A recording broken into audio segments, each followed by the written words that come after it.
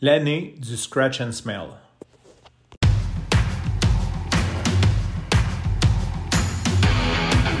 Il aime le code.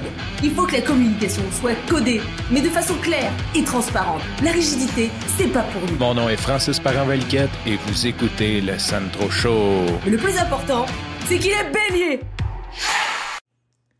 Premièrement, merci de m'écouter. Si jamais tu as écouté l'épisode d'hier, bravo. Bravo d'être encore ici. Je sais que c'est un épisode qui était peut-être plus pesant, plus long. Je ne sais pas si tu as écouté au complet. Bref, je te remercie. Je te remercie de l'avoir écouté. Ça m'a fait du bien de parler de mon emploi, mais je vais arrêter ça là.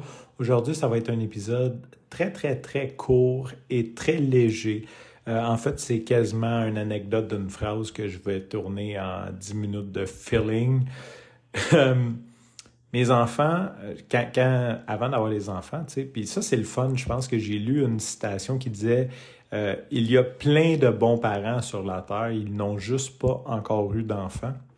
Donc, quand tu n'as pas d'enfants, tu te fais plein de scénarios sur qu'est-ce que va être ta vie de parent. Tu sais, comme, mettons, moi, je me disais que mes enfants, j'allais les amener faire du sport à tous les jours, qu'il n'y aurait pas d'écran, qu'ils mangeraient santé, beaucoup de fruits, beaucoup de légumes. Tu sais, tu te fais plein de scénarios, puis moi, ça ne fonctionnera pas comme ça.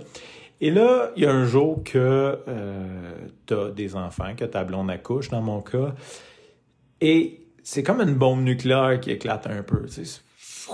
Il y a un gros champignon qui éclate, et là, ta vie est comme sans dessus-dessous pendant quelques semaines, quelques mois dessus. Aucune idée de ce qui se passe. Et quand la poussière du champignon retombe, il y a des radiations un peu qui continuent à venir t'embrouiller la vie. Farce à part, là, j'adore mes enfants, mais ce que je veux dire, c'est que ça change une vie.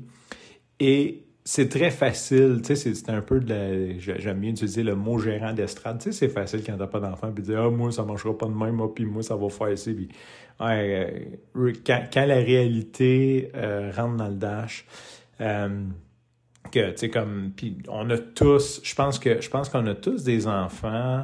La plupart du monde ont des enfants d'un drôle de moment dans la vie, parce que, la façon qu'on est constitué, tu sais, t'as tes enfants jeunes pour avoir l'énergie, mais en même temps, t'es pas casé. Tu sais, comme... Moi, c'est pas pire, j'ai eu un peu plus vieux, là, à 30 ans, mais mon père venait de mourir, j'étais en procès avec ma belle-mère. Tu sais, comme... Genre, toute ma vie était déjà upside down.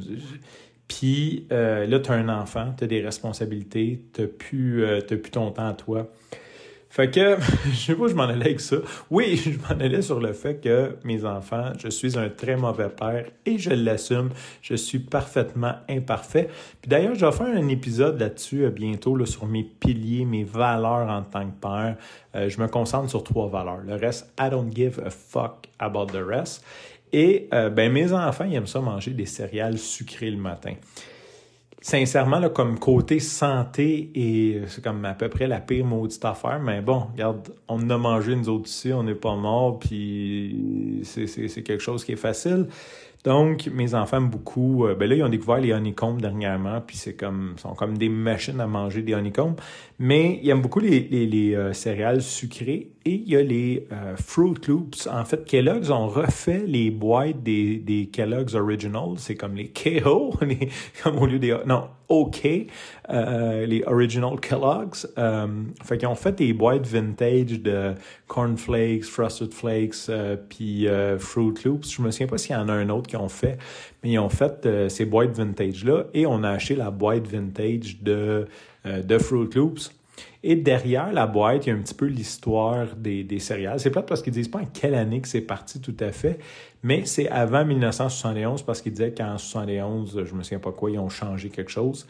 Et là, sur je lis un petit peu les blocs, là, tu sais, comme... D'ailleurs, hein, c'est-tu quelque chose de le fun, ça? Tu déjeunes puis tu lis une boîte de céréales que tu as lu à peu près 50 fois. Et là, il y a un bloc que c'est écrit mon année de naissance, 1983. Donc, s'il y a des fraudeurs qui veulent comme copier mon identité, je suis né en 83. Puis si tu écoutes un épisode là entre le mois de janvier puis juin, tu vas trouver sûrement un que je parle de ma fête. Fait que tu vas connaître à peu près ma date de fête. Puis je dis mon nom au début. Fait que tu as à peu près toute l'information qu'il faut pour me frauder si jamais tu écoutes ça.